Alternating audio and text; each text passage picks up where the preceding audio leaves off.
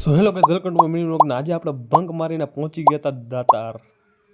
પેલા કહીએ આપણે સવારે ઉઠી ગયા ને ઉઠીને આપણે થઈ ગયા એકદમ નાઈ ધોઈને ફ્રેશ થઈને આપણે કહીએ આપણો શર્ટ હતો ને એ નાખી દીધો આપણે બેગમાં, કારણ કે ઘરે કોઈને ખબર નથી પડવા દેવાની આપણે મારવાનો. પછી શર્ટ તો નાખી દીધો ગઈ આપણે, પણ હવે કોઈને ઘરે ખબર નથી પડવા દેવાની કે આપણે જવાનું છે દાતાર.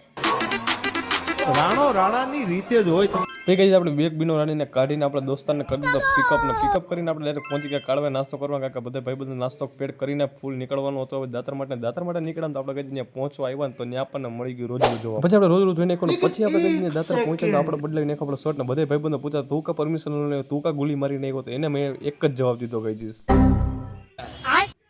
તારોડિયા ગમે એટલું અજવાળું પાડે તો કોઈ દી ચાંદાને હગરી ન હકે, અને ચકલા કોઈ દી બાજ ન બને યાર.